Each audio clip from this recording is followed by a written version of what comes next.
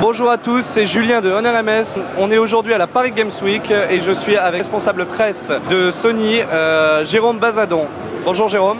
Bonjour. Alors première question, on a bien vu que la PS4 a gagné la victoire sur la communication par rapport à la Xbox qui a fait un très mauvais départ. Comment est-ce que vous expliquez cela? Bon, déjà je pense pas qu'on ait gagné quoi que ce soit. Nous on a toujours eu la même ligne directrice. On fait une console de jeu pour les joueurs. On a cette philosophie depuis la première PlayStation, on l'a toujours gardée. Donc on avait une stratégie qui était ce qu'elle était. On l'a établie, on l'a déroulée depuis le mois de février. On la déroulera jusqu'au 29 novembre. Et après, je ne ferai pas de commentaires sur mes gens d'en face en vert. Ils ont fait des choses et ils sont revenus dessus. Voilà. D'accord, merci. Et qu'est-ce que la PS4 aura de nouveau par rapport à la PlayStation 3?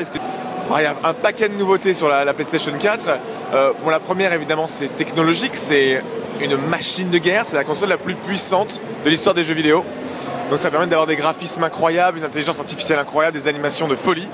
Tout ça, vous le verrez dès que vous allez poser les yeux sur un jeu tel que Killzone Shadowfall.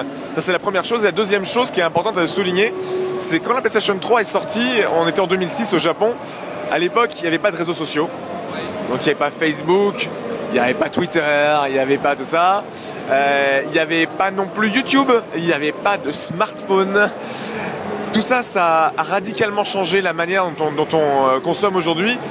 Aujourd'hui, tout le monde a un smartphone, tout le monde est hyper connecté, tout le monde est inscrit sur des réseaux sociaux. Et c'est très important pour nous d'avoir une console qui s'inscrit dans l'air du temps. Donc la première chose pour le côté smartphone et facile d'utilisation, on a un pavé tactile sur la manette de la console, sur la DualShock 4, qui est multitouch, qui permet donc de zoomer, dézoomer avec deux doigts, de passer des menus en swipant, comme sur un iPhone par exemple. Et l'autre chose, évidemment, c'est le côté hyper connecté, puisque la console est au cœur des réseaux sociaux, et elle a ce fameux bouton Share, qui veut dire donc partage en anglais, qui permet à n'importe quel moment de partager ses expériences de jeu avec tous ses amis, que ce soit de la vidéo, de l'image, ou tout simplement en montrant en live sa partie à tous ses amis. On va parler maintenant des exclusivités PlayStation. Quelles sont-elles et qu'est-ce qu'elles proposent? Alors en termes d'exclusivité, au lancement, il y a 3 jeux de chez nous, de chez Sony. Le premier, c'est Playroom, qui en fait est gratuit, qui est donné avec la console. Il permet de voir vraiment comment fonctionne la nouvelle manette et comment fonctionne la nouvelle caméra. L'autre, et c'est mon petit coup de cœur, c'est Killzone Shadowfall, qui est un jeu exclusivement next-gen. Qu'est-ce que je sous-entends par là? C'est qu'il n'y a pas de version PS3 de ce jeu, il est que sur PS4. Il a été conçu comme ça, et quand on le voit, on se rend compte vraiment que c'est un jeu exclusivement next-gen. La troisième exclusivité de chez nous, c'est Knack. Knack, c'est un jeu de plateforme créé par Marc Cerny. Marc Cerny, c'est un petit peu le monsieur je sais tout du jeu de plateforme, puisqu'il a travaillé entre autres sur Sonic ou sur Crash Bandicoot. Et c'est un jeu beaucoup plus familial. À côté de ça, il y aura 17 jeux indépendants disponibles sur le PSN au lancement. Des jeux comme Resogun, comme Contrast, comme Octodad qui sont exclusifs à la PlayStation 4. Et en plus, nous avons un partenariat avec Ubisoft qui fait que Assassin's Creed 4 Black Flag aura 60 minutes de gameplay exclusif à la PlayStation 4.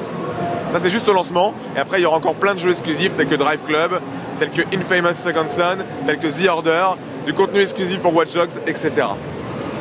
D'accord, très bien, merci. Et une dernière question. Finalement, pourquoi est-ce qu'il faudrait choisir la PS4, la prendre directement au lancement, plutôt que d'attendre éventuellement un petit peu que justement plus de jeux sortent, puisque finalement il n'y aura pas énormément de jeux au lancement, c'est bien sûr prévisible. Bon, ça c'est le joueur qui va choisir. Ah, par contre, pas énormément de jeux au lancement, je suis pas du tout d'accord avec vous. On a quand même 13 jeux en boîte et 17 en digitaux. C'est pas rien. Historiquement, je crois que c'est un des plus beaux line-up de lancement de l'histoire de PlayStation. Donc il y a quand même des très très belles choses entre un Call of Duty, un Battlefield, un Assassin's Creed, un Need for Speed, qui sont pas chez nous mais qui sont quand même des jeux extraordinaires.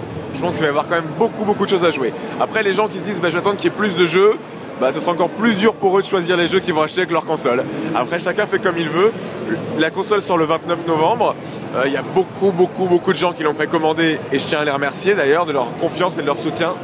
Et tous les autres qui l'ont pas précommandé et qui la veulent le jour J, je vous conseille de vous lever très tôt le 29 novembre. Très bien, eh bien on s'en souviendra. Merci Jérôme.